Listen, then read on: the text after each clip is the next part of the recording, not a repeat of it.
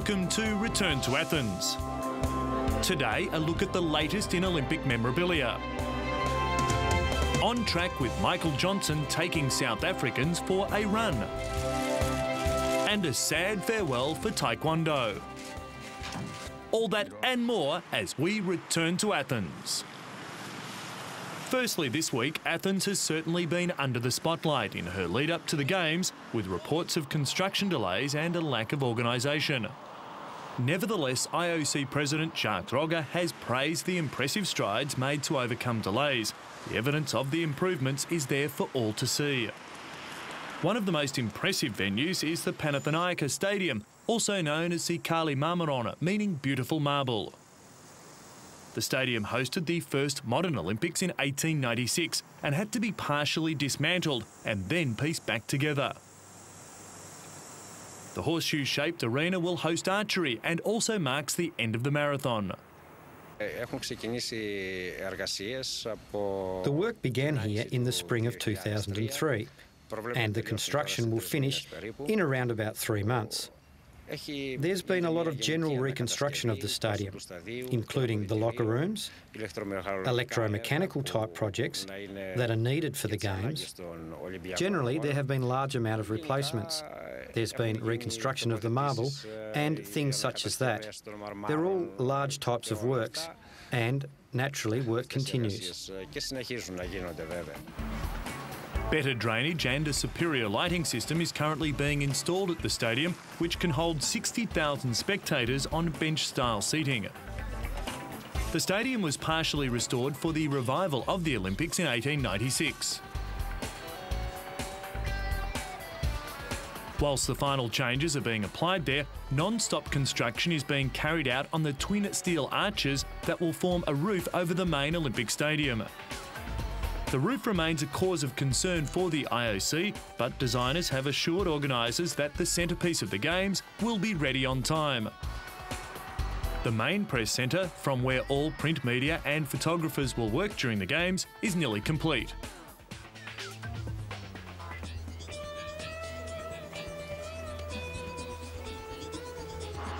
So is the International Broadcast Centre that will house television and radio outlets during the Games, which at its peak is the workplace for 10,000 people.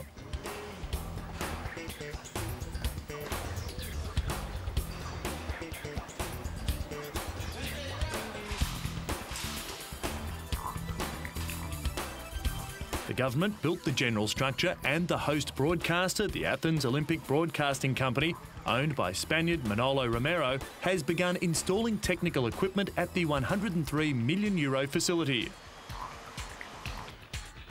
The AOB will produce and distribute images to 200 rights holders broadcasting around the globe. On the evening of August 13, the people of the world will focus on their television set for the opening ceremony of the Athens Olympic Games. It's estimated that 4 billion people will view this event, a culmination of years of planning involving 8,000 performers plus 2,000 artistic and technical crew working behind the scenes. The largest Olympic store, which covers 145 square metres, was recently opened in the heart of Athens, in the famous Plaka district. The Plaka store in the historical centre of Athens is the fourth to be inaugurated, following the success of other stores including the new Athens International Airport and the Lampropoulos department store in Omonia. However, purchasing any officially licensed merchandise gives you more than just a memento of your visit to the Olympic City. It signals the return of the Games to their home and conveys their enduring values, friendship, ethos, fair play and an expression of life. All the products sold at the stores are of a modern design and of high quality, being built to last. They are not only aimed at local consumers, but at all international visitors, as well as collectors of Olympic Games memorabilia around the world. The mascots Fervos and Athena represent the important ethics of the Games: participation, brotherhood, equality and cooperation, and can be purchased in all sizes to suit anyone's budget. Certainly a must-have item for any discerning collector. However, it's not only toywear that awaits those anxious to keep a little piece of the games. There's T-shirts, collectible plates and coffee mugs, and of course, the baseball cap.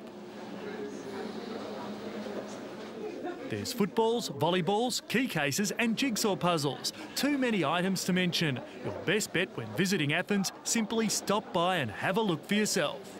Aside from the mascots, the most prized item for any Olympic collector is the Olympic pin. Olympic pins had their beginnings as cardboard badges. In 1896, at the first modern Olympic Games, the badges of various colours were used to identify the officials and the athletes. For 2004, each pin will have a unique code written on the back, as well as a number indicating the total pins in that particular design. The most popular series of pins are the countdown pins, separated into 4 different categories, with countdowns noted in years, months, weeks and days. So here at Return to Athens, we recommend that you take some time out from the competition and take a visit to an Olympic store. You won't be disappointed.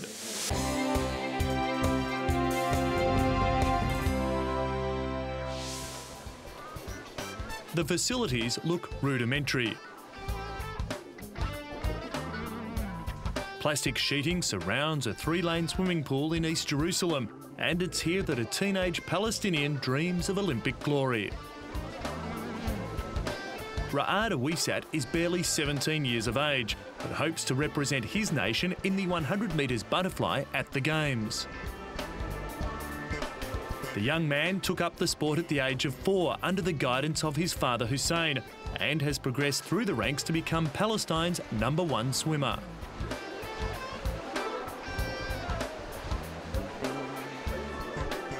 It was at the age of 4 that Hussein gave his son a rude awakening. He threw Ra'ad into the water and told him to keep his head up. 2 years later, Ra'ad was training to become a competitor, and by 10 had collected an impressive array of trophies. But there is a limit to the development a young man can achieve in such a facility. Nevertheless, last year he represented Palestine at the World Championships, where he set a personal best of 1.02 minutes in his favoured event to finish 67th of the 137 participants. With such conditions, it's possible to deliver something.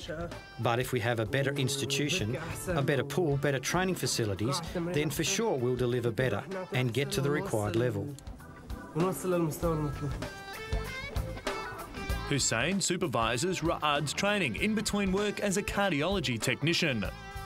The sport is the best way to the peace, and the sport is the relationship between all the nationals.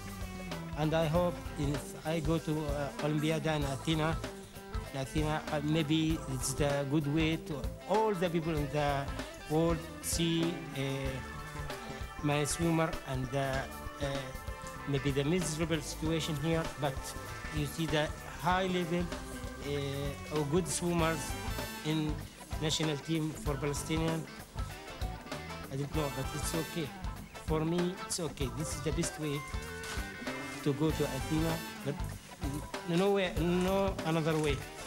Just this. It's an upstream battle for any teenager going for gold today without the aid of modern training facilities.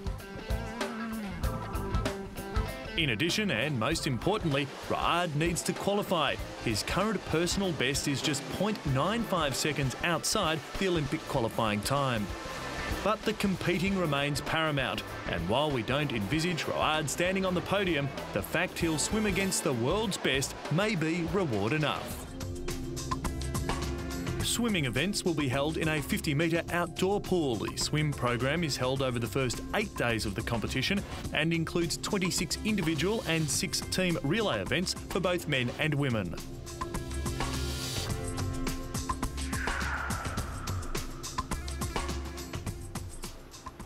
One of the greatest athletes in history, American Michael Johnson, was in South Africa to conduct a week-long coaching seminar for the country's elite athletes and their coaches.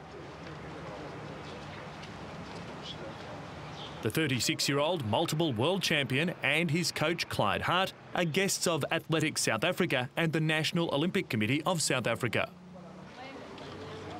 Although he admits he's not a coach and has never professed to be one, he hopes that between Hart and himself, they can bring to his hosts the consistency that had become the hallmark of his years on the track.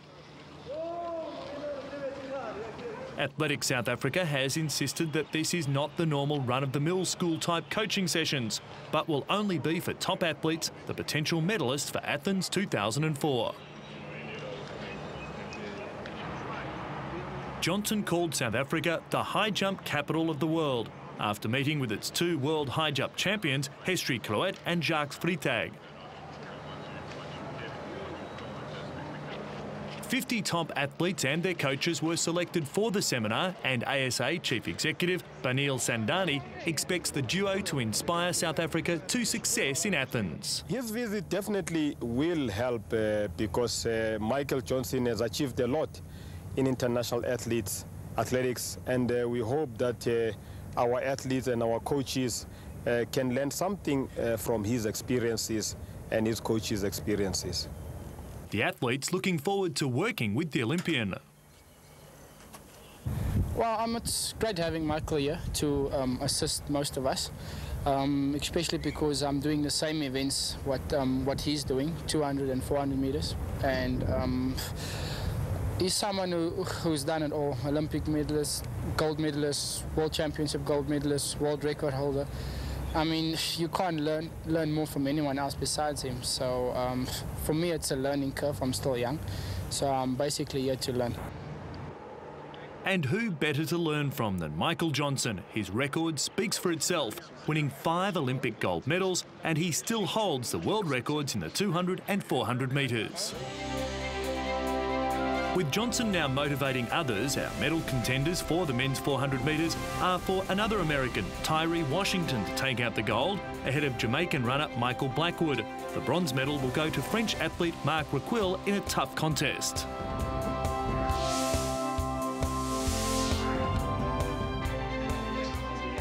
Venus Williams has revealed she wants to defend her Olympic crown, saying that winning gold 4 years ago in Sydney was the highlight of her career. While top-ranked women like Kim Clijsters have decided to skip Athens for various reasons, Williams had nothing but praise for the experience of competing at the Games. I love the Olympics personally. I had a great time, a wonderful experience. It was an addition to my career that I never even dreamed of. So I definitely count the Olympics as my most treasured moment in my career. And yes, if I have the opportunity, I will be there in Athens. Fully recovered from an abdominal injury, the former world #1 was quick to dismiss critics, wondering if it was time she hung up her racket. I don't know why everyone wants to retire me. I want to keep playing. I think I'm doing okay at it, so I'll stay a little while. In contrast, not a Games gold medal, but the #1 world ranking on the mind of the current world #2 men's player, Roger Federer. I hope I can become #1 once in my life, you know, because it's difficult, it seems to me, because I had such a great season and still didn't finish #1, but I'm still happy with my season from last year. Tennis is unlike any other Olympic sport in that every year it holds what are known as Grand Slam events, the Australian, French and US Open, as well as Wimbledon. Winning there considered the pinnacle for a player.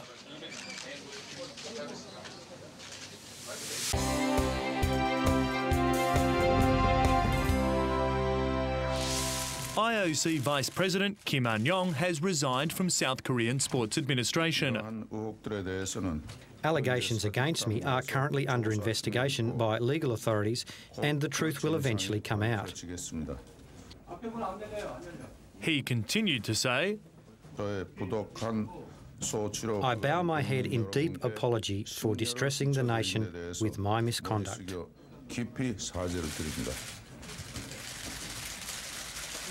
I honestly confess that during this process, I failed to look left and right and made some mistakes. Kim had faced questioning by prosecutors investigating possible financial improprieties involving the South Korean Olympic Committee and the World Taekwondo Federation. He contributed to the '88 Seoul Games and to making Taekwondo an official Olympic sport, but did not say what he would do about his IOC post.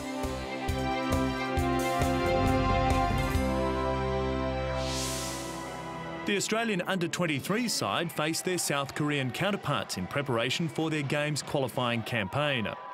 Jae-Jin Cho heading a fantastic right-wing cross from Tae-uk Choi over Olyroos goalkeeper Yugen Kalakovic, but the assistant referee raised his flag, the striker ruled offside. The home side struggled to break down their opponents. Dylan McAllister wasted a fine chance, shooting wide with only goalkeeper Ji-hyuk Kim to beat. South Korea reduced to 10 men after just 60 minutes. Sung-hwan Cho threw himself into a tackle with Ahmed Alrik that he never looked capable of winning. Hwan Cho stretched off the pitch, but not before receiving a red card for his careless attempt. The Olyroos would finally make the most of their numerical advantage in injury time when Holman volleyed in a Ryan Griffiths cross from close range to earn a 1-0 victory. A slightly more straightforward victory will be expected when Australia kicks off its Olympic Games qualifying campaign against football minnows Samoa. Football is the world's most popular sport, and catching a match over the competition schedule is easy. Matches are to be played all over Greece, with preliminary games in Patras, Volos and Thessaloniki, with all the main matches being held in Athens. Tickets start at €10.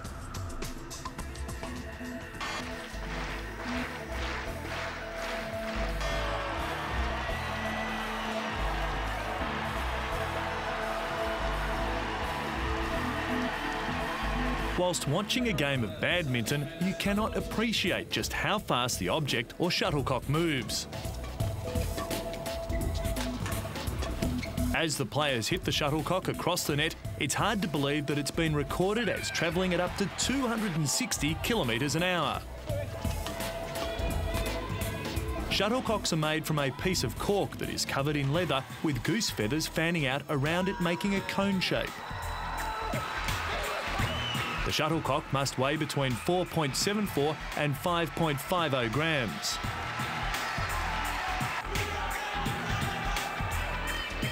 Of course, the most important piece of equipment used by competitors in badminton is their racket.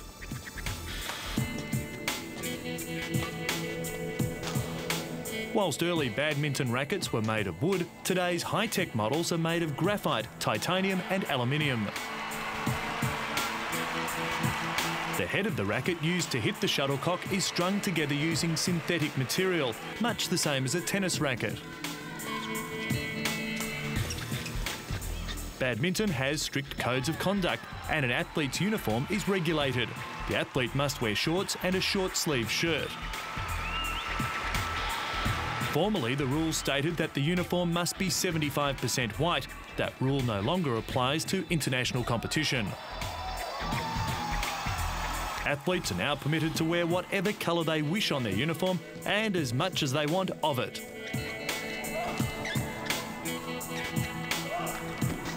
Contemporary badminton was created around the mid-19th century after evolving from similar games like battledore and shuttlecock.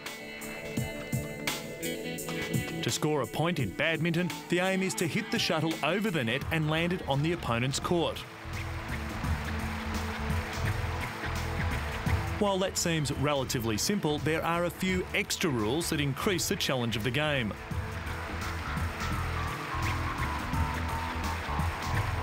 To score a point, the competitor or team must be serving. The team serving loses the point if the shuttlecock hits the net, is hit out of the court, or the athlete causes a foul.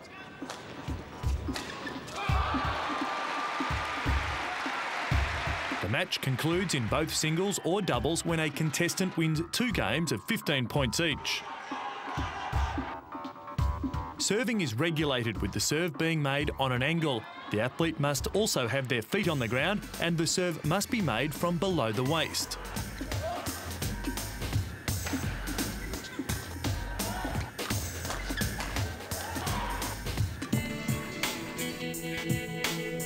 Badminton is rare amongst Olympic sports as, along with sailing and equestrian, it allows its athletes to compete in mixed team events. Along with the men's and women's events of singles and doubles, there are separate matches scheduled for mixed teams.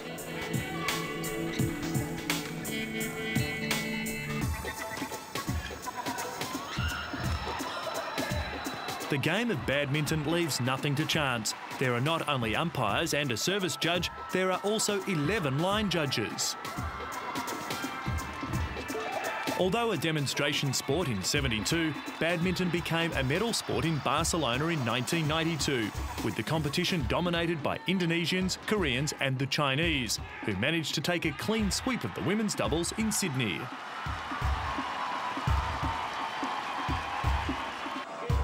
During the Athens Games, badminton will attract a lot of attention. Staged in the Goody Olympic Hall, each match can be viewed by up to 5,000 spectators. The badminton competition spans 8 days, with the finals to be held over the last 4 days of competition.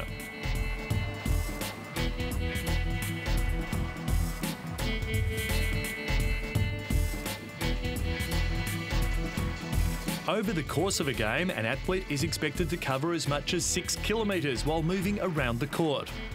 The competition court area is the same for both the doubles and singles matches, unlike tennis where the court increases for doubles play. A badminton court is a little over half the size of a tennis court.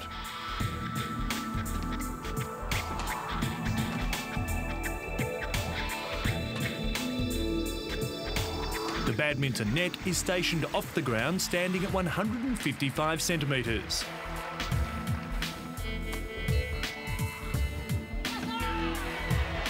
The net itself is made from a fine cord of even thickness and is dark in colour.